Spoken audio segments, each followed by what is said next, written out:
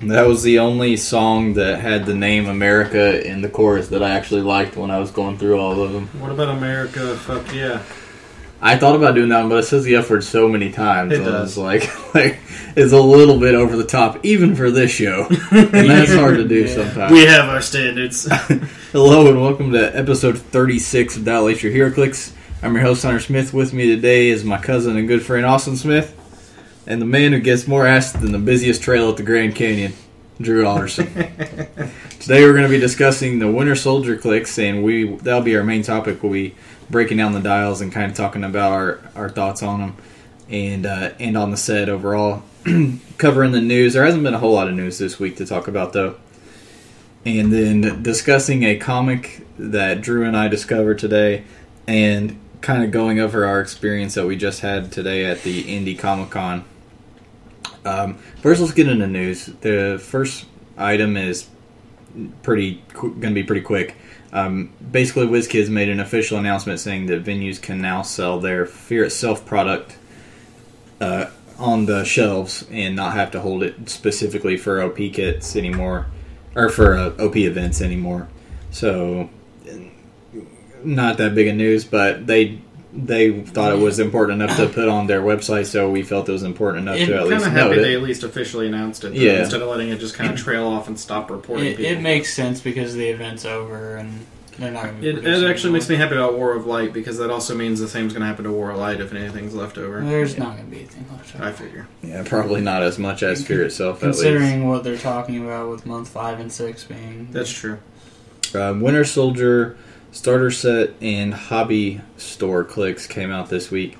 Mass markets, the dials have been spoiled, and we'll talk about them today, but so far, at least here locally, nobody's had any success finding them. I doubt they'll come out in most targets until the movie launches, which is what they've done for Thor and Iron Man here recently. 2014 Rulebook and 2014 PAC have either come out or are close to coming out at this point. That will be our main topic next week, and we'll cover the changes and the important things. What's up? I was going to say, on that note, WizKids did officially announce there was a screw-up with the starter sets. If you're planning on buying a starter set of Winter Soldier solely for the PAC, pretty much, you will not get a PAC in there. They're working on some sort of system to redistribute them. It's such a bad screw-up. Yeah, it's terrible. That is like, we're going to fire our printers over this kind of screw-up.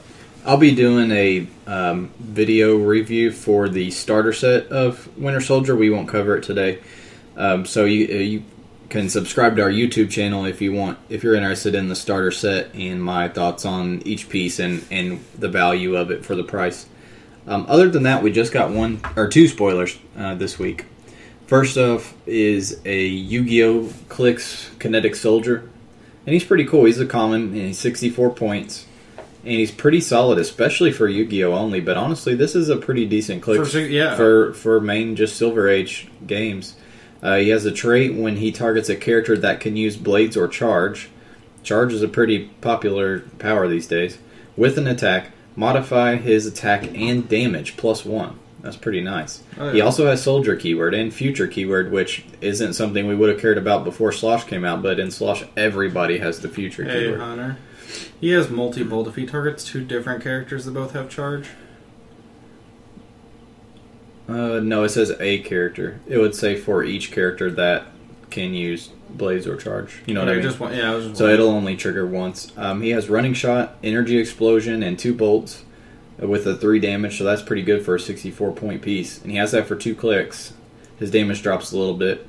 And then for his last 3 clicks, he gets RCE on top of that, or Energy Explosion, so he has options. Yeah, and then he picks up a couple clicks. You know what's funny about this piece? We wouldn't even be covering it unless Yu-Gi-Oh! Came out on time. He's a great piece. I think he'll be great. He's great. He'll be great for sealed Yu-Gi-Oh! If your venue does that, which we actually probably will be doing at ours. So hopefully I can pull one. You know of when these it bad comes out boys. next year. Yeah. I like the fact that he's got Future and Soldier just because you can build some pretty sweet teams off of that. And then Nightcrawler from Oh my god. Days of Future Past. He is an uncommon from the CTD Days of Future Past, which is coming out actually really soon here. This guy's pretty cool. I like him because he's better than the Wolverine and the X-Men Nightcrawlers we got that were just mediocre, but not quite as good as GSX Nightcrawler. Not quite where you feel bad when you play him. Yeah. He's like the perfect level of really good, but not broken. You're stupid. 80 points, traded, energy shield, and reflexes. It's not like Starter Cap where you have to choose. You get both of them 24/7. And then he has a 17 or a 16 as whole dial, and he has a 17 on top click. He also has going along with the reflexes and energy shield. He's even harder to hit because of his special damage power, which he has for most of his dial. Once per attack, if Nightcrawler is attacked, he can use prob control. This power can't be countered or ignored. That's pretty damn nice. Yeah. I mean, you're getting probbed even when you're getting pulse waved. You're getting a prob on top of that. And I just think that in combination with his reflex and energy shield is nice. Other than that, he doesn't have any reducers, any super senses, or shape change or anything. But he's just going to have solid values. And especially if you can throw a perplex on him and just throw him up to a 20 with an unstoppable prob, he's going to be really nice. Well, it kind of sucks because if you pop him for 4, 5, 6, he lands on Flurry and either Flurry Blades or Flurry Precision Strike, which both are amazing combos. He's got a special movement power for his first 3 clicks. He can use phasing. When he does, he can use carry. And if he moves 6 squares or less, after actions resolve, he can make a close combat attack as a free action. And he doesn't lose anything from not getting to do a close combat action because he doesn't have any on those clicks. He has Precision Strike, which will trigger with just a regular attack. So he can pop through a wall, hit somebody for 2 or at least 1 with Precision Strike, and then be a 19 with a prob on top of that whenever you try to hit him back. So. Drop some sort of Wonder Woman that can charge after carrying, and all of a sudden you have 2 attacks right out the gate. He doesn't have willpower starting off, and he doesn't have Indomitable, but he does get it for his last 4 clicks. So overall, he's a really good piece for the points. Don't think he's meta level or anything, but I do think he'll be a good like a weekly clicks to use and a good addition. He's going to be everywhere. He's annoying. Everybody loves Nightcrawler too, and yeah. I think we all want another Nightcrawler. We were all excited for Wolverine and the X-Men, and then the 2 that we got were just mediocre at best. I thought, at least. They were okay. As far as what we played Wednesday, we had our utility belt. Oh God. Tourney. Drew and I went. It was 300 points. It was for the con exclusive pieces for the belt, and you had to build a 300-point modern age team of DC clicks only, and the only resource allowed was utility belt. And there were certain keywords that any figure you used had to have, and they were all Batman themed. It was like Gotham City, police, detective, martial artist, and Batman, Batman Family Inc. Yeah. I think that's it. Yeah. I ran the new Grundy because I wanted to try him out, and I felt like he was a strong candidate for these restrictions. He was a strong piece. The main set one, not the Fast Forces. And then to give him his weakness is he has really low movement. He has like a 7 at best, like his whole entire dial. So I used the Lieutenant Gordon from Dark Knight Rises, one of my favorite pieces, and used him to give Grundy extra movements to help me get that initial Alpha Strike. And then I used the GCPD cycle with the ATA on him and Gordon. And that's because on the belt now, you can't prep time anymore. Mm-hmm. And for an Alpha Strike, I want to be on pluses. So what I would do was put the belt on Grundy, choose out Wit, and then put this. I only had 2 points to spend on my belt, so I put the stealth suit, the cowl in one, and just one item in the other, usually kryptonite or night vision goggles. And that way, a stealthed Grundy was so incredibly stupid especially when I would get map and pick a heavy hindering map because I heal plus some stealth. It was too much. That's what I was thinking about when I was trying to build a team. I thought exactly that along that line. Grundy with stealth would be stupid. And from having the cycle and the ATA, my team can move up for free, and Grundy can get carried by the cycle and therefore not have to turn off of his +1s, because on the belt you start off on +1s just naturally on your first click. So that way I got to get the alpha strike while I was at least on +1s, and with a heavy object he's hitting for 7. So, and I have an outwit. So every team I would pick the problem piece, and it was pretty simple. It was pretty point and shoot to start off with, and then once I got the alpha strike I would just kind of slowly whittle him down from there. And another good thing about Grundy getting Alpha Strike is he gets another token on his come back to life thing. There were 2 pieces I was worried about running into. One was the Bruce Wayne Prime, who is stupid good for his points, but also sees through stealth. That was the main reason I didn't want to deal with him. And he himself has Outwit. The other piece I was worried about was the Batman Chase Superman one. And that ended up getting second place, a team that had that piece on it. First round I faced Drew, who did have Bruce Wayne Prime, so I went after him first. I had already looked at the dial because I was worried about him, so I was like, well, if I face one, how hard do I need to hit him? What values am I going to need to hit? Do I need to line up a theme team prob, or should I be able to hit him? So I killed that Bruce Wayne Prime in one hit, and then cleared the rest of the team. On my I won all my matches. The second one was really close and tough. It was against Paul, who had the Teen Titans Flash and the Con Martian Manhunter, and Flash had Suit of Sorrows and Full Belt to give him willpower, and I missed my Alpha Strike. I only needed a 4. I missed it. I theme team probbed it. I hit it. He theme team probbed it, and I missed it. So I missed my Alpha, and from there I was kind of way out of position, and I didn't really know what to do. So I ended up sacrificing Lieutenant Gordon to give myself some extra time. And long story short, towards the end of the game, I had a full health Grundy, and I had a Flash on his last clicks, but he still has hypersonic and high movement, and Grundy, like we said, has like a 7 movement at highest. So what I ended up doing eventually was purposely pushing myself onto my sidestep clicks, and then just sidestepping around, slowly chasing them down and cornering. He split the 2 up because Martian has phasing, Flash has hypersonic. He split the 2 up in opposite directions, and I would go after one, corner him down, and then eventually, when I'm ready, I sidestep into hindering, heal myself onto my charge, and then charge after him, and got the kill right when the timer went off. But that round could have went either way because we both missed a lot of rolls at the beginning. And then third round I played against Shiva, who I had faced first round because Drew was playing it. And I one-shot her and then just had to deal with that 200-point Arkham Origins Deathstroke, who lives forever. He had like 10 clicks or something. I'll have to look up his You dial. want to talk, Mr. Grundy. But Grundy doesn't die either. But I mean, that Deathstroke has quite a few, like way more clicks than I thought. And he gets free regen too. And he had first aid kit on his belt. So it took me a long time to kill him, but I finally killed him. I ended up getting first place. And like I said, a team with the that Batman I was worried about facing, the Kryptonian one, ended up getting second place. But Drew, what were you running altogether? I can't remember what your whole entire team was. It was Brucey Prime, I know that. Bruce Prime, Shiva, Arkham Origins, Shiva. No Man's Land Batgirl with the belt, and Harvey Bullock. It was okay. I went 0-3 though because I didn't have any good luck at all. It was pretty much completely just depressing night. I was a little worried about facing that No Man's Land Batgirl because she can tie up like a boss though. If you can get her going at the right time, especially with belt, she gets that. She has plasticity, free in cap.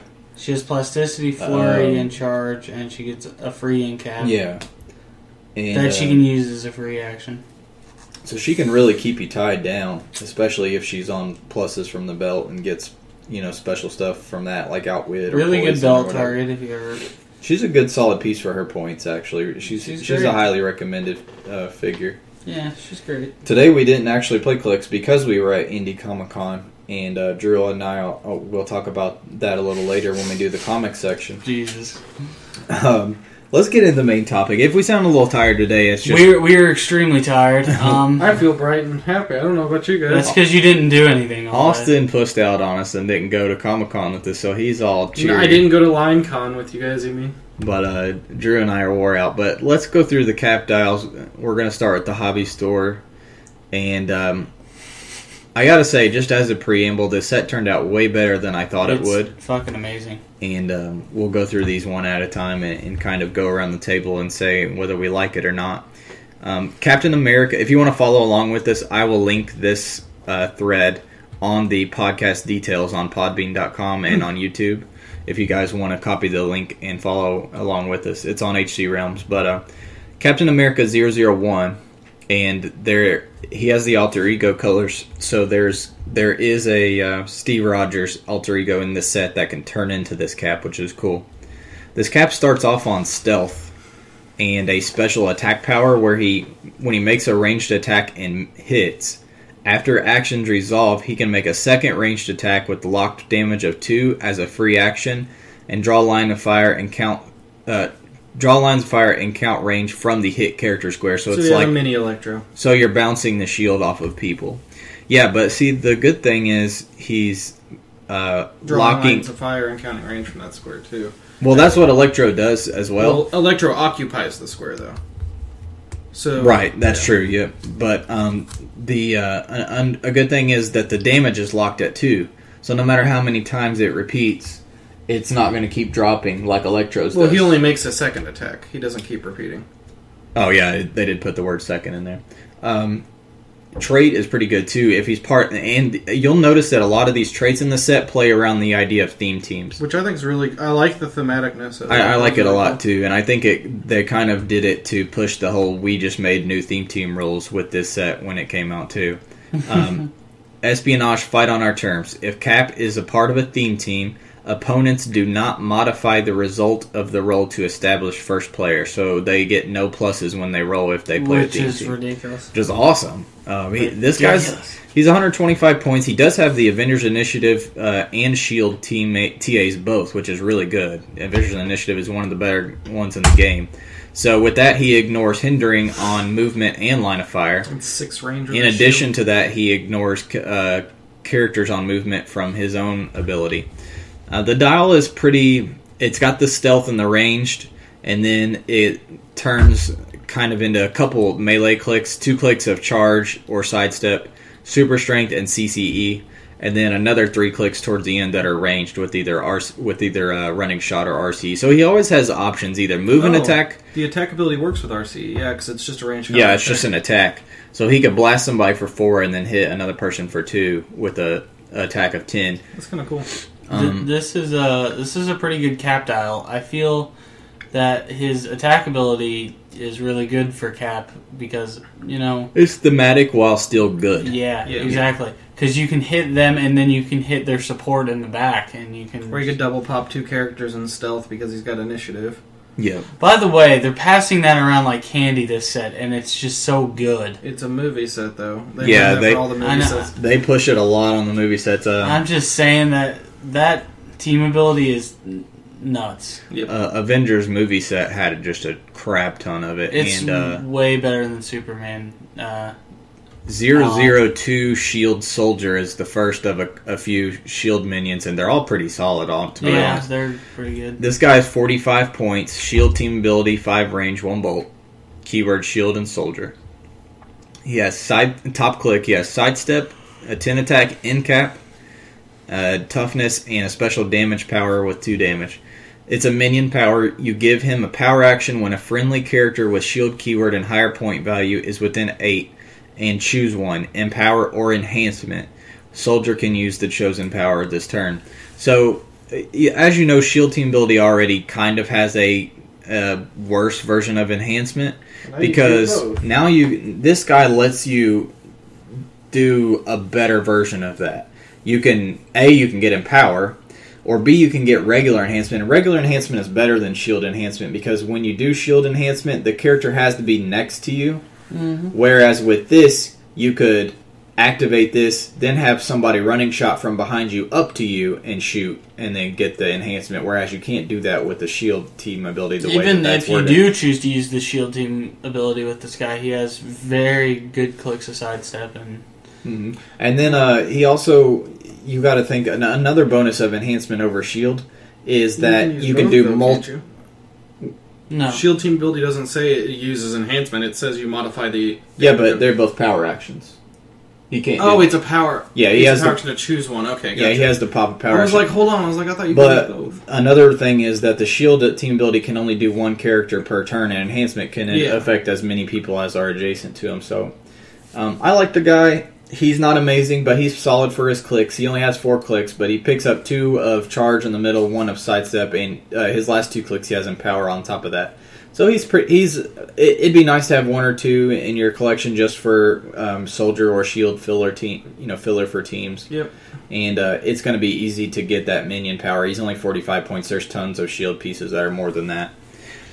Black Widow is 003, and I think this is the best Black Widow I think they've ever made. This is possibly the biggest trait they've ever printed. The 35-point Black Widow is also extremely good for her points, but this one is right up there for me. She's 114. She only has 3 range, 1 bolt, but she has Avengers Initiative and Shield. And then keyword-wise, Avengers, Shield, Soldier, Spy, Strike Team, which is a new team ability that's on this in this set, and there's a couple of them with it. She has a really awesome trait. Double Agent. When she's part of a theme team and she uses prop control, basically theme team prop control, you may reduce the number of times your opponent can use theme props instead of you. And when she uses prop control as a result of being...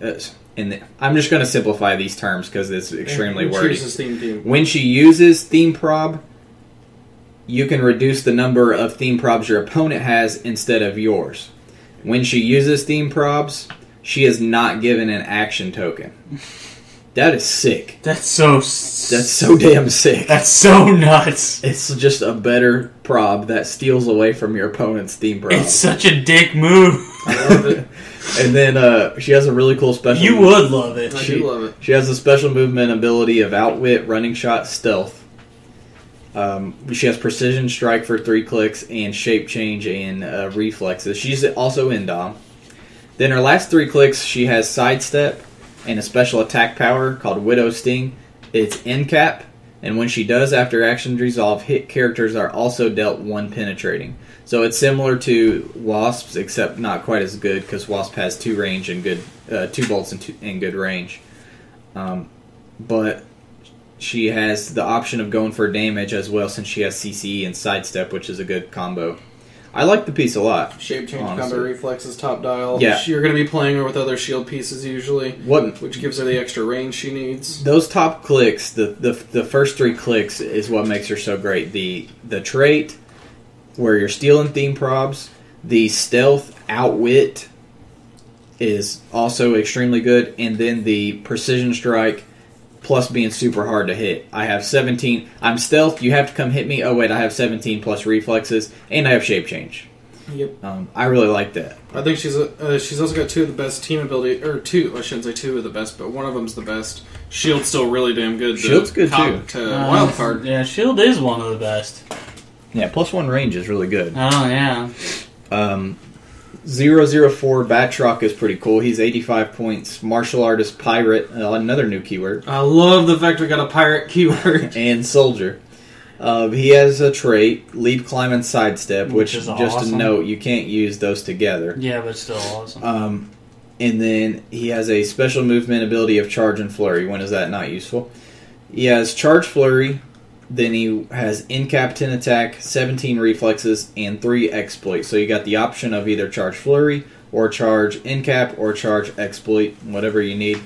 He alternates between that style of click and a style of click that instead has plasticity, incap, and shape, super senses and shape change, which is like my favorite combination in the game. God, good luck hitting that. I love shape change and super senses GSP together. ain't getting hit. Not to mention plasticity on top of it. So the dial's pretty solid. He's not amazing. There's better martial art. I think there's better martial artists and soldier pieces for the points. I think he's strictly a tie-up piece, though. But if you really look at that dial, that screams tie-up. He's a tie-up piece that can do damage. He's not horrible, but he's not. The rest of this set outshines him, I think. No, I'm sorry, but the combination of that second click is completely and totally nasty. For 85 points... I'm going to tie you up. You're not going to go anywhere. I'm going to incap you so you already have a token. And you have to get through my shape change and super senses. Yeah. He's a fucking prick. If he had another keyword or two, I think I would love him more. I think that's really what... No, martial arts, pirate, and soldiers, all I need. 3 generics. No one would ask for your... Pirate, meta 2014. No, ask for Oh, yeah. This next guy... This next guy might be my favorite of the set. He's so stupid. 005 Shield Agent. Only 36 points. Shield team ability, 5 range, 1 bolt. Shield, soldier, and spy keywords. This is why this guy's stupid nuts. Stealth and a special defense power. Oh my god. When a friendly character with the shield keyword and a higher point value is within 8 squares, that character can use Mastermind, but only to deal damage to friendly characters with the name Shield Agent. So you're giving any... 15 teams just popped up in my head. Any shield piece more than 36 points, you're giving it Mastermind. Just off the top of my head, there are 2 meta level pieces with shield team ability that are low points but higher than 36 and are extremely squishy pieces that would die to have a guy to Mastermind to, and that being Chaos War Hawkeye and Brother Voodoo, both of which would love to have Mastermind. Are pieces that are just wreaking havoc on your opponent, and your opponent's only hope is to hit them really hard and really fast. But this guy just lets you Mastermind right onto them. And he's got shield, so he's giving them +1 range and enhancing or empowering, because he has Empower, by the way, on top of that. And then his last 2 clicks, he gets Enhancement, so he could double buff. He could give you regular Enhancement and then shield team ability like Major Glenn Talbot in this bitch. I like this guy quite a bit, and I want 3 or 4 of them. There's not much to say about him. He's obviously extremely good. 006 Falcon is 105 points, 6 range, 2 bolts, and soldier and spy keywords. And it's sad to see that Falcon doesn't have Avengers keyword. Yeah, I don't know why. I guess for the storyline, maybe he doesn't, but still, we need a new Falcon. We need a new Avengers keyword Falcon. Falcon's attack value is not modified by move and attack. That's always a good thing. He has a good movement. Top click. He has an 11 movement, 10 attack, and 3 damage. Then he has an energy explosion with the 2 bolts and running shot. So you have the option of running shot, energy explosion, or the move and attack without the negative.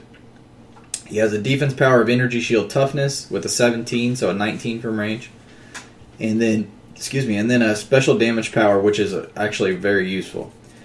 Give Falcon a free action and choose one. Empower, Enhancement, or Sidestep. Falcon and friendly characters named Captain America adjacent when this action begins can use the chosen power until your next turn. So you can give him and a Cap Sidestep or Enhancement or whatever. But I feel like Sidestep on a free action, where you get a choice, is so great. I just love it in general. On top of your regular move and attack? Yeah. It's so nasty. And depending on what cap you're bringing with you, Smoky Foot cap and then pick an Enhancement where they each have Enhancement is going to be nuts. Get a freaking cap. I like him. The dial, I don't know if it's quite worth 105. Yeah, it's not. Because the values dip down quite a bit. Mid and late dial. And to me, if he had Indom, I think it'd make him worth 105. Yeah, he has good last 2 clicks with Charge, Quake, Willpower, and his special damage power again. But I don't know if he's quite worth 105. I think it's trying to signify something that might happen in the movie, but we'll see. Yeah, I think about 90 points or 85 points, and I would really, really like him, especially with Avengers keyword. 007 Shield Commander is pretty cool. He's 6 range, double bolt, which is good for a minion, 65 points, and shield and soldier keywords. He has running shot and energy explosion, again with the 2 bolts, toughness and leadership, and then after his top click he gets a special damage power with all that. When adjacent to a friendly character with shield keyword, he can use Empower and Enhancement. There's a lot of Empower and Enhancement in this set. A ton. And, which shield teams love. Yeah, and this guy, you have somebody who's bringing the support. He's bringing leadership, Empower, Enhancement, shield team ability, but he also can attack in his own right with Running Shot, Energy Explosion, 6 range, 2 bolt. Now this guy can stack Enhancement with shield because it's not a power action to choose one. Correct. I like him. I think 65 points to +2 damage, +1 range. Yeah, I'd like to have one to try out on a shield team or a soldier team, either one. It's kind of funny because with all these minions, these would be fun pieces to build just a pure minion only team, kind of with just like a couple commanders. Yeah, kind of like police teams. Like yeah. Winter Soldier is really cool, and he's a good update of the old school Winter Soldier. 8 range, 1 bolt, 100 points with Assassin, Past, Soldier, and Spy. And let's talk about his trait first. It's Sniper's Nest. This is really long, so bear with me. Once per game, give him a power action.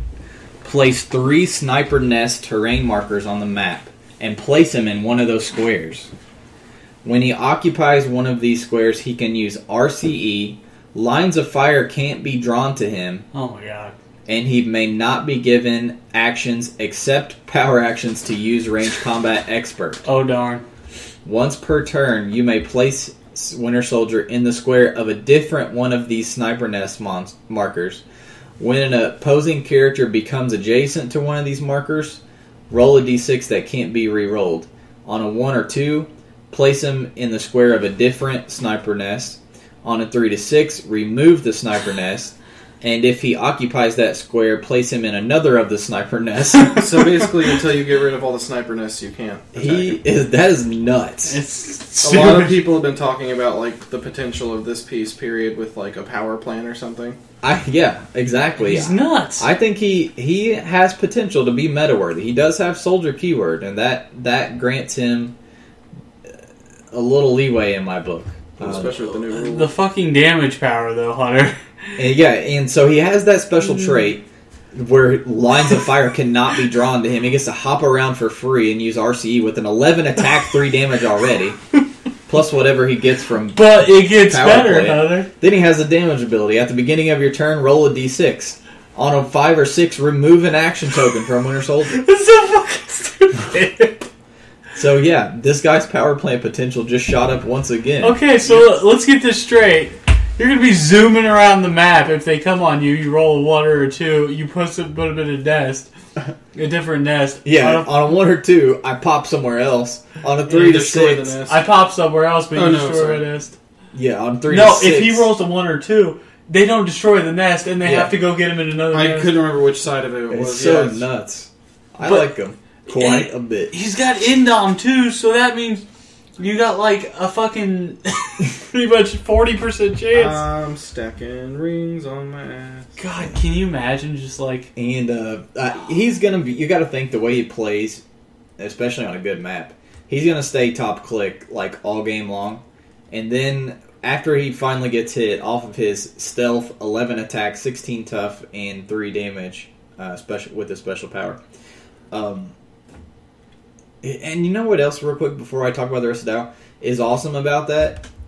The lines of fire not being able to be drawn to him and all that stuff, is the way it's worded. When an opposing character becomes adjacent to one of these markers, that you can't even charge him. Yeah. You can't even TK somebody up to him and then hit him. You can't... Here's the one thing that's kind of cool, though. If you move yourself adjacent to one of the markers he's not in, you can force him to swap them. Because it just says becomes adjacent to one of the markers.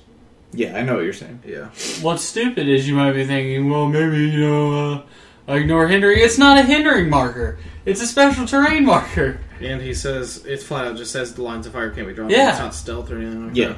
So, the only thing that's going to get to him is Pulse Wave. And that's it. Stealth busting is not going to help you because you can't draw a line of fire to him, period. But even if he does eventually get hit, even if you destroy all his sniper nests and damage is going to be done. By that point he's dealt his damage. But then the rest of his dial is pretty solid. He's got sidestep, regular RCE, Then a couple clicks of running shot, psychic blast. Which are at the magic 4 and 5 clicks in, or 3 and 4 clicks Yeah, in. which is what you're most likely to get hit onto. And then his last 2 clicks, he has 7 clicks total. His last 2 are stealth with 5 movement, a 0 attack, and a 16 regen, which is interesting. I like this guy quite a bit. I think he has potential. He's nuts. I love him. He's up there with the Shield Mastermind guy for me in this set. He's nuts. Steve Rogers is the alter ego. He's 65 points, past Soldier Spy. Again, really wish he had freaking Avengers keyword. Starts off with stealth, precision strike. He has no range, by the way. Stealth, precision strike, toughness, and a special damage power of outwit and shape change, which is pretty good. And he doesn't get his alter ego click until his last 3 clicks. He has 5 total.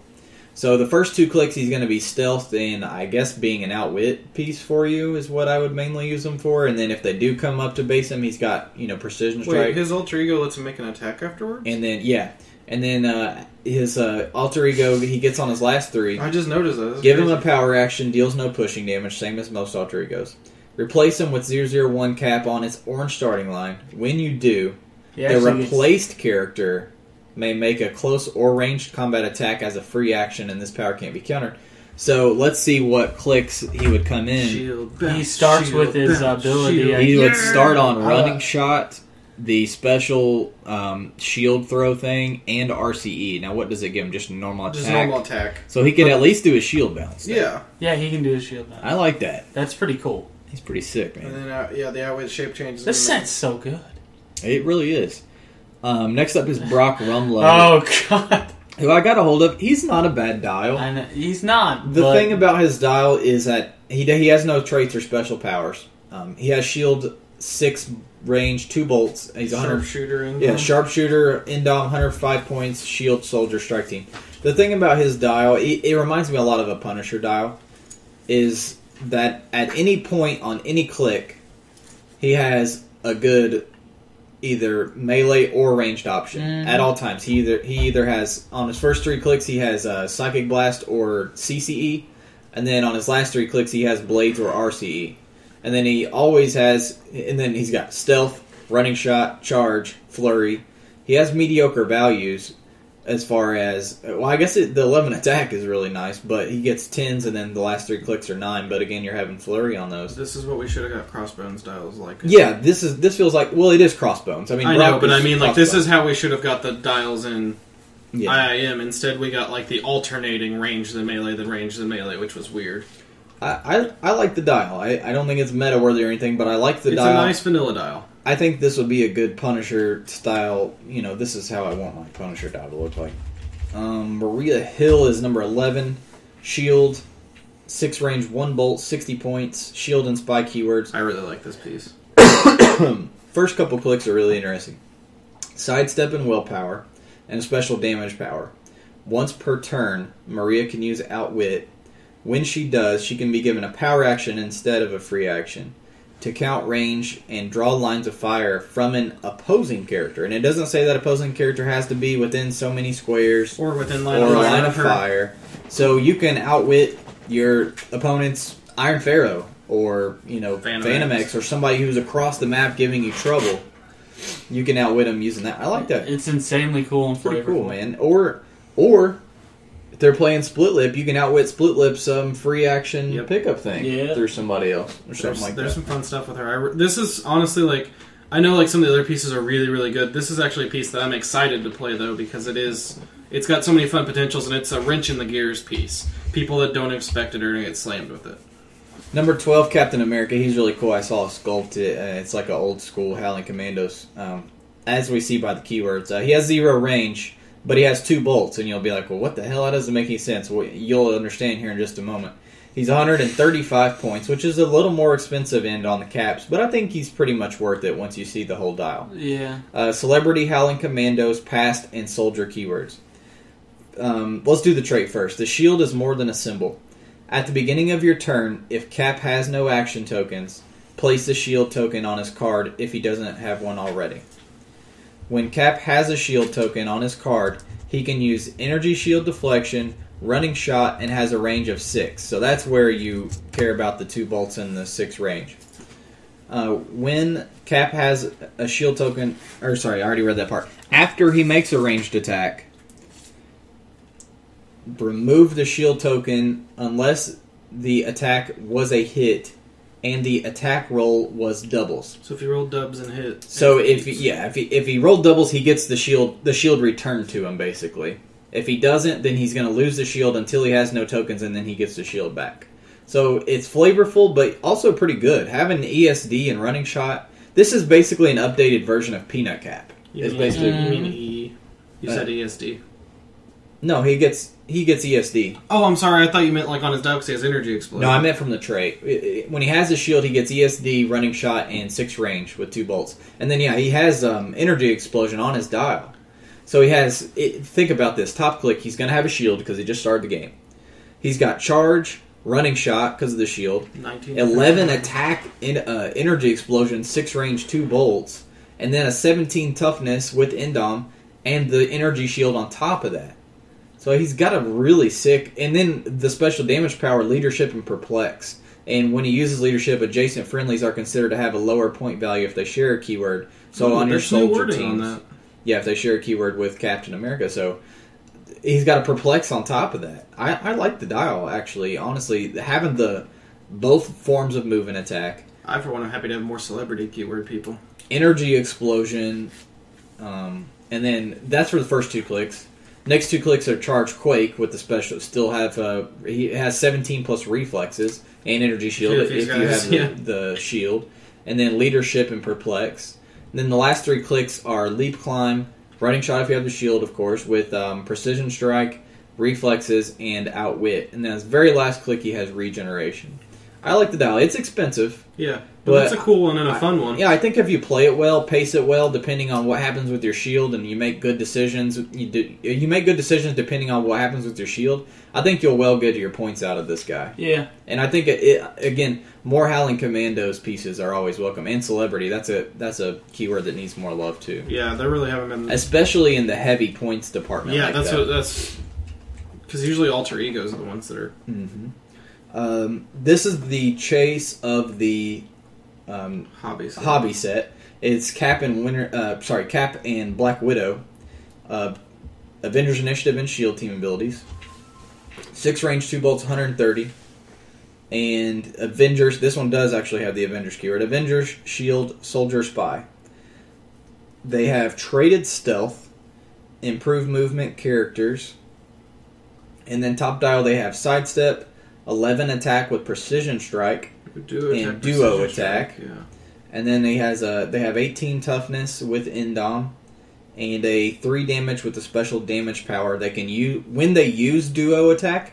They may target more than one character with the ranged attack. Remember, they have 2 bolts with 6 range and 11 attack precision strike. And they ignore damage modifiers from duo, so they don't take the negative one. So you pop 2 characters, 1 for 2, 1 for 1. You pop 2 more characters, 1 for 2, 1 for 1. That's awesome. And that precision strike, the 2 bolts and the precision strike and the 3 damage to dish out is awesome. Yeah, that's a great combo. You have reflexes and you have invulnerability. Okay, you take 1. Precision strike makes you take 1. You with the reflexes, you take the 2 since you're going to eat the whole 2, and then let's do it again. Yep. Like, I love precision strike, and especially with 2 bolts, with multiple bolts. I like this piece a little bit.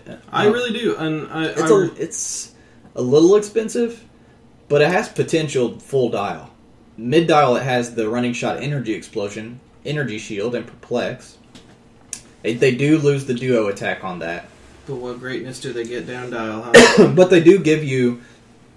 Even though you just lost the duo attack thing, at least you have a hard-hitting energy explosion. Oh, yeah. You have a perplex and a double bolt energy explosion with 3 damage and running 10 shot attack. and good solid range defenses. Because you can't use energy explosion with duo attack anyways. Well, see, what's kind of cool about that, though, is the way the dial's set up there. They have traded stealth, but since they have ESD with an 18 and a 17, you won't feel so bad about running them out of stealth to get them into position. Yeah. Yeah, you can take the risk, basically. Late dial, they have charge. And if you notice, if you look at these values, these are some good defense values. Oh, yeah, those are some damn good There's 3 separate clicks of 18s, and 2 of them have either energy shield or reflexes on them. And then the special attack power is ridiculous. Charge, and then they can use, or when they use their duo attack, they can use end cap instead of one of the attacks. And they have that at the same time they have their damage power too for those 3 clicks. So they can multi-bolt end cap for both duo attacks. Well, just one. It says instead of one of the attacks. Sorry. Multi-bolt end cap instead of one of the attacks. So, yeah, they can pop for damage and then end cap or vice versa. I like the piece. Yeah. I almost said finessey. It's a little finessey, but Yes. I don't think too much. This is a fun precision strike, and it's a fun duo attack piece. This is a piece I want to play for the fun factor. Yeah, definitely. I mean, I don't think it has like super potential or anything, but as far as meta-wise, but I think it's a fun and good piece to play. Now, those were all of the hobby store dials. And we're going to go over real quick the ones that you'll only be able to find, the mass markets or the Targets. Which there's some good ones in here. Target's really the only place you can find this stuff. Yeah, there are some good ones here as well. And the hobby store, I mean, the ones we just talked about, there were a lot of good dials there. We're opening up with a pretty good monster here, actually. Number 13 is Agent 13, which is Sharon Carter, if you guys haven't read Winter Soldier. No, it's in the book. I know, I'm just kidding. Shield, team ability, 5 range, 1 bolt, 55 points. Shield and spy keywords. Plasticity, 17 plus reflexes and shape change. That's annoying. And then a special trait. If she's part of a theme team, during your first turn, choose a keyword. Each opposing character with the keyword can't be given more than 1 free action per turn. That's nice. I know, right? And another annoying keyword, or another annoying click. You push her.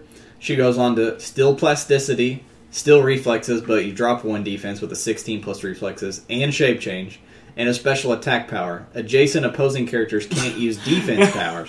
What? That's nice, and that's even better than like Malekith, because it's not once they're hit or anything like that. You just straight up can't use them. And it costs about 150 points less. Yeah, that's valid. Yeah. Actually, less than that. It's like 160 points. You combine her with a good like flying melee piece or something. Fly her in there and just smash them because that's not keyword restricted. Unlike her trait, which requires her to be on a theme team, that attack ability you could run her with a freaking Superman, charge carrier, drop her on the ground and punch somebody, and they won't have a defense power when you do it. That's so silly. Last 3 clicks, she keeps the attack the no defense powers for most of her dial. But she gets sidestep, and then she ditches shape change, but she gets perplexed. I like it. I do too. For 55 points, it's a damn good support. I think it's pretty solid. And shield TA. That's some tie-up right there, buddy. Agent Sitwell's number 14. And again, shield team ability like everybody else. 6 range, 1 bolt, 60 points, shield and spy. A special trait, adjacent friendlies can use sidestep. That is nutso. Hey, Lex Luthor. A special movement ability, which actually is not listed here. I wonder if that may be what the trait. Oh, that's possible. I bet it's a mix-up. I bet that the special movement ability is adjacent friendlies can use sidestep. I bet it's not a trait. Yeah. 17 reflexes and then a special damage power. Whatever my team needs. Sitwell can use perplex. She can be given a power action instead of a free action to use perp. When he does, he targets all adjacent friendlies that share a keyword with him to modify the same value except damage. This is like Gimli, Salic, or Gimli, yeah, or somebody like that where you're. First of all, on shield teams you have a ton of pieces usually, anyways. Especially if you do the little mob team like Austin and I were just talking about. So, I have 6 people on my 300-point shield team. Let's give them all +1 defense, just real quick. That's pretty nice. And then he gets regular perplex later dial. He picks up willpower. He picks up precision strike and stealth. I like that. That's nuts, dude. That perplex plus the giving everybody sidestep is pretty damn good. Not to mention, like, everyone in this set has, like, ESD and combat reflexes. And what's good about the sidestep, too, is that shield group teams like that, it allows you to move more pieces in a turn a little bit at least if you can't give them actions because you're out of action total. What's MM? Mass market. I was asking if we were going to go over mass market stuff. 15 is Nick Fury. I like this Nick Fury a lot, actually. And I've been wanting a new Nick Fury. Yeah. And this guy does have Avengers, thank God. Shield team ability, 6 range, 1 bolt, 98 points. Avengers and Shield, Soldier and Spy. First of all, let's go over yet again another theme team trait. If he's part of a theme team at the beginning of the game, you may place your opponent's objects. What the fuck? Hey, Gamma Bomb! All of a sudden you're on your opponent's side of the map. Let me tell you something else, and we'll get into this next week. Relics are about to become way more important and way more played than they are now. Yeah. When they do, this guy's stock rises a whole lot. You get to take your opponent's object, take your opponent's relics, and place them next to you. Bye! Oh, what's that? All of a sudden your ring is on my side of the map. For 98 points. He has Running Shot, Precision Strike, with an 11 attack and 3 damage. On that 3 damage, he has Leadership. Adjacent friendlies are considered a lower point value if they share a keyword with them. What the fuck? And then he has Mastermind on top of that. And Indom Full Dial, of course. I like it quite a bit. The top 2 clicks are nice. Then he clicks on to Sidestep with either Precision Strike or Psychic Blast. Damn, Side Blast on Nick Fury? With reflexes and exploit weakness. Oh, double choices. And then last clicks, he gets stealth. He gets... Oh, by the way, he has a stop click on his 5th click. The stop click has stealth, 9 attack, psychic blast, a stop click of reflexes, and then... It's just a can't be ignored. And the stop click can't be pulse waved, basically. It can't be ignored. And then after that, he gets another click of Stealth, Psychic Blast, Reflexes, Exploit Weakness. I love this dude. Dude, for 98 points, he's awesome. And it's another one of those pieces that, once again, you sit him down on your side of the field and your opponent doesn't know what you're doing. All of a sudden, you have all their relics on your side of the board. Oh, that's a nice Black Witch you're playing there with 3 relics on the board. Oh, Empress was going to pick up her eye first turn? Yeah, I'll take that over here. Oh, that Gamma Bomb's looking pretty good up Nick Fury's, or up your opponent's ass. Another Winter Soldier is in the target set. He's pretty cool, too. I like the thematicness of this one. 6 range, 125 points. No team ability. Assassin, Pass, Soldier, Spy. Same keywords as the last one. And he also has a trait. Give an adjacent character a power action to modify Winter Soldier's attack or damage by +1 or -1. This modifier lasts until this trait is used again, or there are no friendly characters on the map. So, at first you're like, +1, -1, why would you want to do that? Because opponents can do it. Correct. It doesn't say adjacent friendly. It says an adjacent character.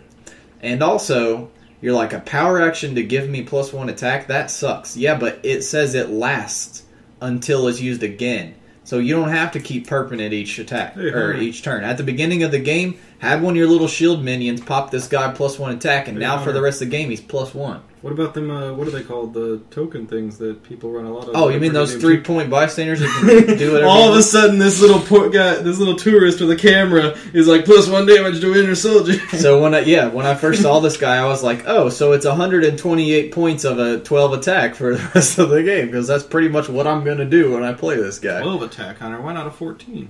Well, you can only do... Oh, until you use it again. Yeah, you use it again, it'll reset. Okay, not as good as I thought it was, but still pretty damn good. I thought it was ridiculous. I don't know why they'd print that off. I was like, man, I really want to get like 3 horde tokens and just buff the shit out of them. That would be the dumbest figure ever. Welcome to the new metagame where Cap or Winter Soldier...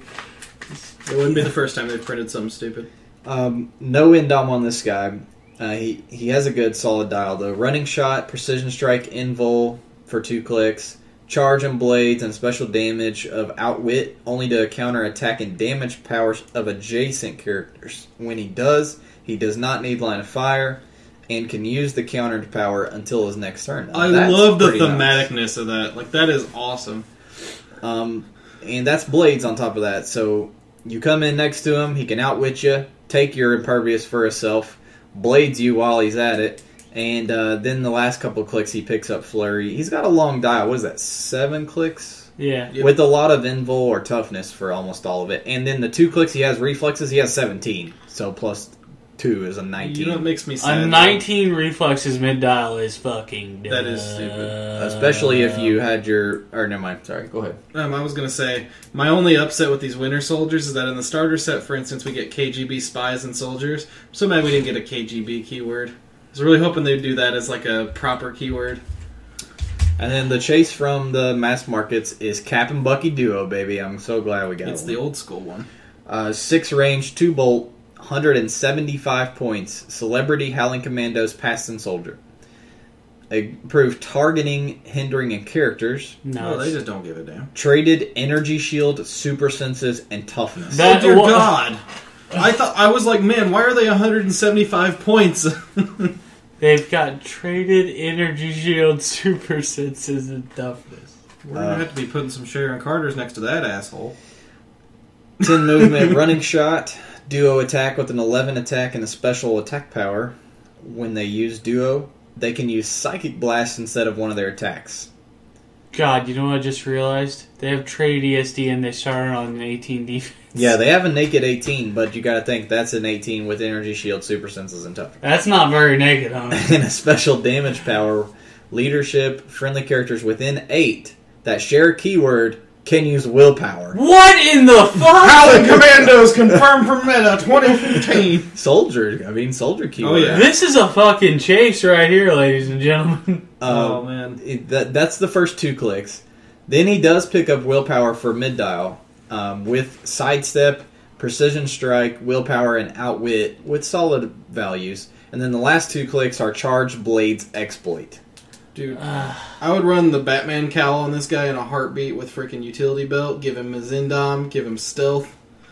Oh, man. It's pretty expensive. They're 175 is a lot, but you play them right, I think you get your points out of them. I agree. I think they're pretty solid and a good fun-to-play piece. They're a good flagship piece for a team because with that leadership power especially. That leadership power is nuts.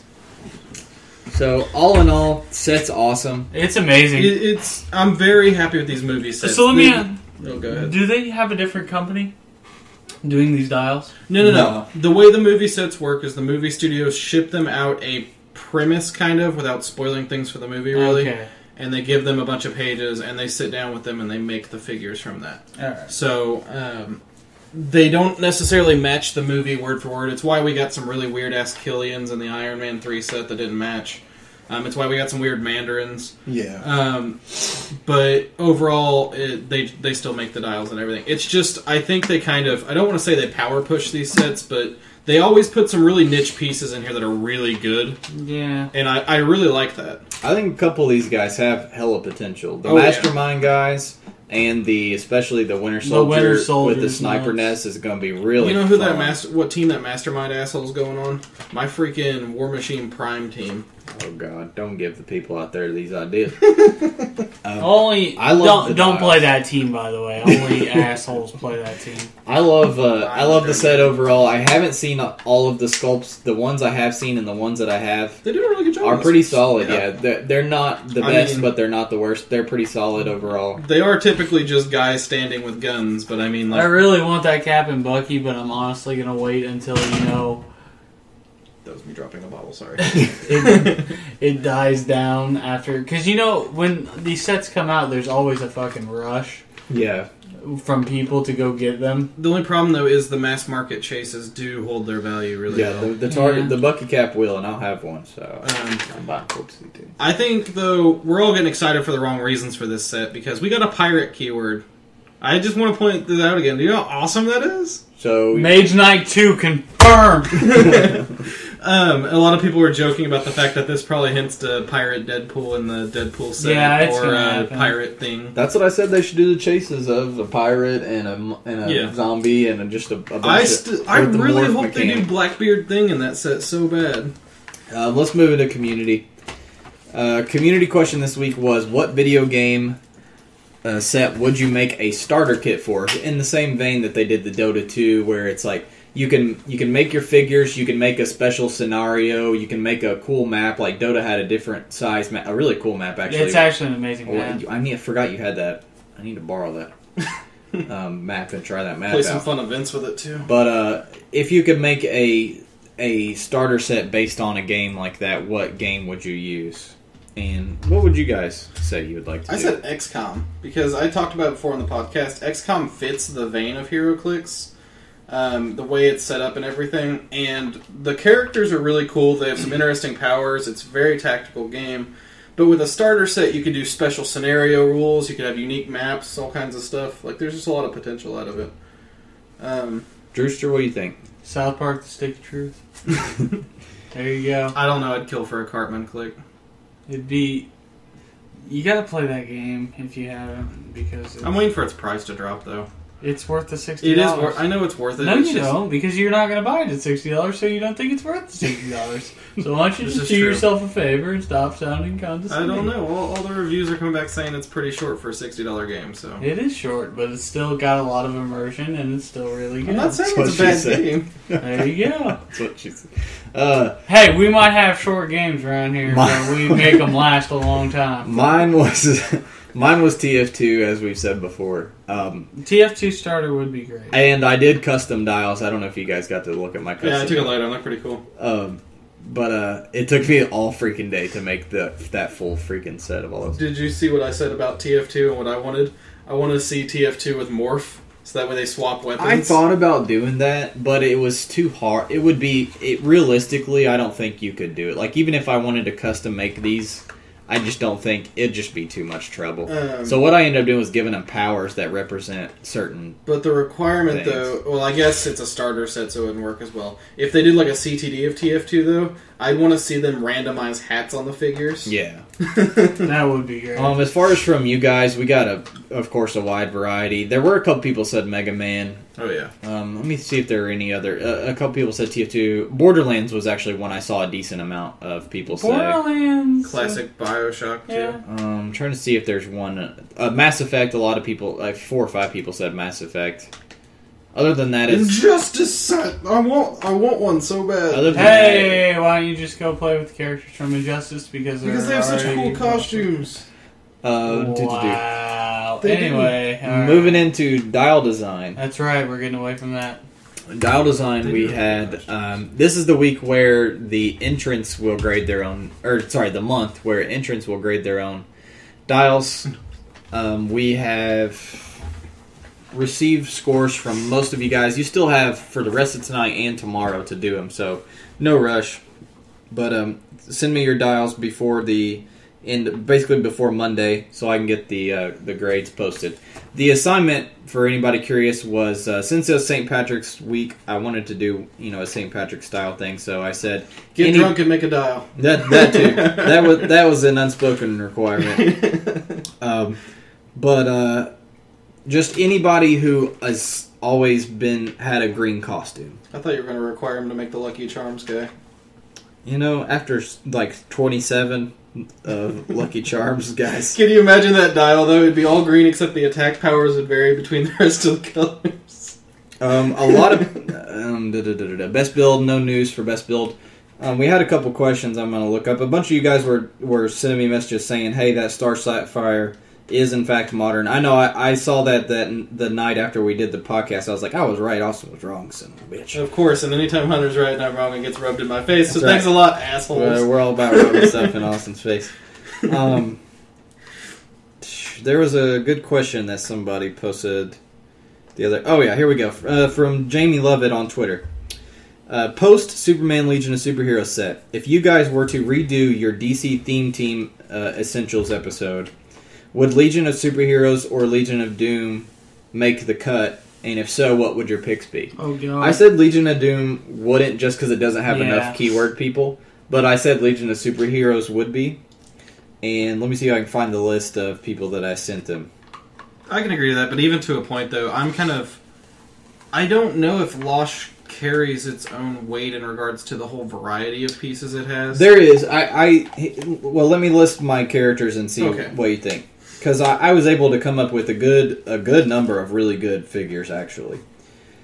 Just from Slosh, I had Polar Boy, Cosmic Boy, Mon-El Prime, Phantom Girl, Shadow Lass, and Tellus, and Gates. If you need a Gates if you're gonna play Slosh, if you're gonna play Legion of Superheroes. So that was 7 or 8 really good figures. Superman 010 Supergirl is a great piece. Does she have Losh? Yeah, she has Legion of Superheroes. Oh, okay, then never mind. Crisis Dawnstar Still the best Dawnstar. Yeah. And Karate Kid from Crisis, which is a really good figure. Karate Kid. I think with all those, and there were a few other, the Superman from the Superman Fast Forces, who is pretty solid for his points. He has a keyword too. I think you have enough. I mean, you have a Yeah, I dozen. can see what you're saying. You have a dozen really good, keyword figures. I think that would be my list if anybody's interested in picking up more Legion. However, Legion of Doom. It doesn't have enough yet to say. Yeah, I agree. It has like 10 or less. So yeah, if you guys want to pick those up, besides the slosh ones, the ones that I listed that are older than that, Superman, Supergirl, she's from the main set. She'll be really cheap. She'll be $1 or $2. And then Crisis Dawnstar and Crisis Karate Kid are also really good, and they'll only be $3 or $4. Yeah, they're not that. They are great. Karate Kid is one of my favorites. Karate Kid's amazing. He's so good, especially with hammers. Austin knows all We'll about talk that. about him here in the corner. I don't want to talk about this anymore. I'm tired of Karate Kid, and I'm tired of hammers on Karate Kid. And I'm just like, I gave Karate Kid Anger's hammer one week, and he just literally singled. I had that bastard on his last click. He never died all week. It was bullshit. That whole tournament. Hunter, would you like to talk about Karate Kid? Shut your mouth, Drewster. YouTube wise, I have the best build matches up. If you haven't seen them, they're really funny. Especially me and Austin's match. Oh man, I watched that and I was laughing the whole time. As I said, I'll have a Winter Soldier starter review coming up this week. And then I also have I have 2 videos in progress of editing. Silver Centurion rules video and Phoenix Force rules video. 2 highly requested videos from you guys. Comics wise, so Drew and I went to Indie Comic Con today. LionCon. And we had a lot of fun. It was our first Comic Con. We go to Gen Con all the time, but Comic Con's different. It was small. This is the first year Indie's ever had one. Yeah. And while it is like an official Comic Con, it still is, of course, small because it's the first year they're doing it. So they're kind of testing the waters, basically. There were a couple big names there, George Perez being the main one, of course. And then other than that, there were Esad Ribic was supposed to be there. That's really the main reason I wanted to go, and I was really bummed. Yeah, the artist from Thor God of Thunder. He was supposed to be there, backed out about a month or 2 ago. There were a couple guys, hardcovers and everything. Tony Bedard, who does like the 4 worst New 52 books. I noticed that. We were making jokes about it right below, like right near him. He was there. A couple other guys. One of the old famous Archie artists was there. I can't remember his name. Troy Brownfield, who's actually a personal friend and a teacher of my fiance, one of her college professors. He's a real nice guy. He's an artist and writer on some old Batman stuff and on Grimm Fairy Tales books, if anybody reads that. I mean, that's not our cup of tea, but I know that those are kind of popular. He does some work on those. He's a good friend, a really nice guy. And it was nice to see him. But the place was at the same place that they have Gen Con. Mm-hmm. Except only about a fourth of the convention center was used, and there was almost as many people as Gen Con has. It was actually the place we played HeroClix at, but it was also the place that there was, for scale, there were the War Games, there was HeroClix, and there was Magic. It was half the people of Gen Con, but it was 1/4 of the size. Yeah. So it was like twice as busy, you know what I mean? The news was reporting that they had a capacity of 500 people, and within the first hour they had over 5,000 in line. It was packed as a motherfucker when we first got there. Like, it was nuts to butts the whole time. It was packed more than Drew's bedroom on a Friday night. Exactly. It was, like, Phil came, he left early because it was just so nuts to butts in there. It was terrible. But we did find some good books. I bought the first issue ever of Hellboy, found it at 9.8. Got it for $175, which is a good deal. I desperately looked for Hellblazer #1. Yeah, we could not find my Hellblazer for Drewster. Yeah. I felt bad. We got some good deals on some the trades. The Hellblazer I did find, I had to like go through, like an old lady almost took me out so her kid could get Halo comics. It was pretty funny. We found some good deals on hardcovers and trades, though. And then we spent the last 2.5 hours waiting in line for George Perez because I have everybody knows, especially if you listen for a long time, I'm a huge Teen Titans fan. Really? And especially New Teen Titans. That was one of the series I grew up like loving and buying from the freaking drugstore. And that was Wolfman Perez's run. And so Perez was like always my favorite artist growing up, and because the writing was pretty good in those books, but the art was really like the best thing about that series. And I went back about a year or so ago, and I bought 9.4 quality of the first New Teen Titans #2, which is the first appearance of Deathstroke, which is an important and expensive issue. And so I was like, oh shit, Perez is going to be there. He's got to sign my Deathstroke. So we waited in line for 2.5 or so hours and finally got up there. And he was also selling prints and stuff too. And we each bought a few prints and had him sign them, and it was nice to shake his hand. I wanted to get a picture and stuff, but it was the end of the day, and he looked tired as shit. Yeah, because I just didn't want to bother him. We got up there, and we were literally 2 signatures away, and some guy literally pulls out the entire fucking run of Teen Titans that he did. He pulled out basically every new Teen Titans issue that exists. And he had a stat. It was almost 100 comics. It was. I would say it might be over. And there was a guy, a few people in front of him that also pulled out like 50, 75 and then had issues. him do sketches. Yeah, and Perez was taking $20 doing sketches for people and signing them, which is cool too. But it was so goddamn. It took so long. It was ridiculous. And what's funny is Drew and I had just got in line. We'd been in line for about 45 minutes. We had moved to like 4 people. And Ashley comes by, my fiance who does cosplay now, and she is Taskmaster, and actually had a really good costume. And if you guys don't know, Perez did the art for the first appearance ever of Taskmaster. And so Ashley's like, yeah, Troy, because like I said, Troy Brownfield, writer, who's a friend of ours and did the art for a lot of books and was her college professor. She's like, yeah, Troy was telling me that George Perez did the first Taskmaster, and that George Perez is a real nice guy, and he said I should go talk to him. I was like, yeah, okay, sure, whatever. Yeah, George Perez is really going to stop and say hi to you. She's like, whatever. So she walks by George Perez real slow, and George stops drawing his sketch for this guy, and stops her and makes her come over and take a picture with him, and I'm like, you fucking bitch. And the whole time, Ashley... No, those were literally the words out of his mouth. Ashley just looking at me, smiling, like, yeah, I told you I'd get to them. Like, you fucking bitch. Like, you couldn't have took my book up there with you while you jumped? We're standing in line for 2 hours. Could you sign my copy of New Teen Titans? And a rack gets you to the front of the line. This is bullshit. She was showing a decent amount of cleavage, more than her other costumes. My mom brought that up. She's like, I saw a picture, and I gotta say, she's like, do they all dress like that at Comic-Con? But Hunter, they do. They really do. Clearly, the pickup of the day. Yeah, the pickup of the day. So Hunter and I are going through. We're going through the long boxes. They've got some trades.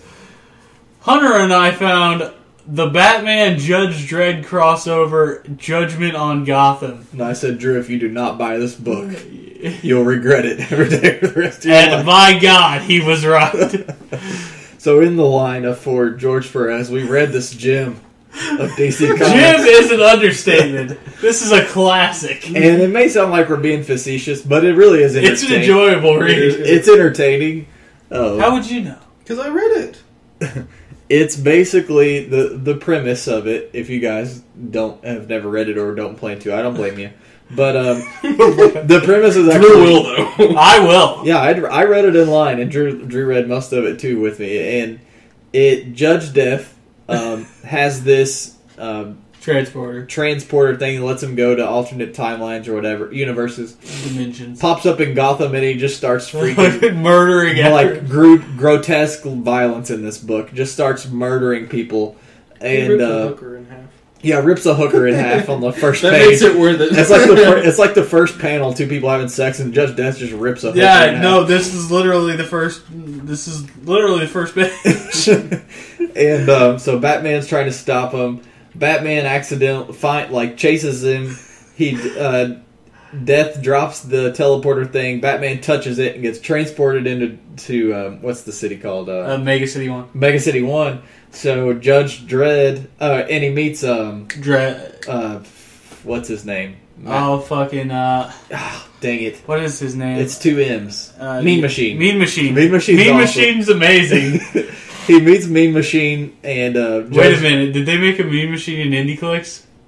I don't know. We'll have to look it up. So, I'll look it up while we're talking. So, Judge Dredd takes down Mean Machine and Batman like willingly goes with them, and there's this awesome scene where Judge Dredd is interrogating Batman, and anyways, they end up teaming up. What's the chick's name? Anderson. Yeah. Anderson and Batman She's in a lot of Dredd books. Yeah, they work together to go back and to try to take down Judge Death, but there's so many amazing moments. So many amazing people getting ripped in half, you mean? Well, what's awesome and hilarious about this book is that they use such grotesque violence, but yet they try so hard not to cuss in this book because they'll say it's a like 90s books. Yeah, they'll say all these gosh darn it and stuff like that, but yet the next panel is Judge Death ripping his claws through the entire body of somebody and through their head. There's an amazing scene at a concert where the singer is being a singer and he's like, "Yo, Gotham," and then fucking Judge Death gets on stage and starts singing and tearing people apart. He rips the singer's head off and spikes it on the microphone stand and says, "What's up, Gotham?" This book is priceless. It's the best purchase. It's worth every penny of $5. Oh man! But I love this book to death. There's actually a lot of funny Batman crossover books that I've read. The Batman Predator books are actually not half bad. If you guys want to read them, yeah, I have them. They're not they're not half bad. The Batman Lobo books are awesome. If you can get this book, I got it for $5, which is its cover price. We're gonna find it on Amazon and post a link at the end of the podcast. It's amazing. It's pretty entertaining. It's a short, quick run. It's made by the guys who they actually worked on 2000 AD. So, read it. And if you guys don't read Judge Dredd, I just got into it myself personally once you guys had me watch the movie, and I really enjoyed the movie. I'm gonna have you read the IDW? That's what I was gonna bring up. I was gonna say that's a series that I plan on downloading. I can let you borrow my trade after I finish. Oh, if you have trades, I'll just do it that way. But that's a series that I hear a lot of good stuff about, and I'm really interested in trying. So if you guys want a new book, give IDW Judge Dredd a shot. And IDW Ninja Turtles is really good right now too. So check those two books out. That's going to be it for us today. And like I said, you guys may have 2014 PAC and rules questions. We'll be covering that next week, and hopefully we'll answer all of your questions. And that gives us time to also just fully research everything. Yeah. Let any variables that are right now being questioned by the rules ARBs be kind of sorted out over the week. And then that way next weekend we'll have hopefully all the answers and have a good clarification. Yeah, have a good cast and be able to clarify everything for you guys. I think the changes are awesome. That's all I'm going to say. Be sure to subscribe to our YouTube channel. Tons of awesome content. Every week you're going to get something. Like I said, I should have a Winter Soldier starter review coming up this week. And Dial H For Heroclix on YouTube. Dial H For Heroclix, you can follow us on Twitter or Facebook. And if you have any questions, comments, anything you want shared on the air or anything, send us an email at dialhforheroclix@gmail.com. Till next time, this is Hunter, Drew, and Austin. We'll see you guys next week.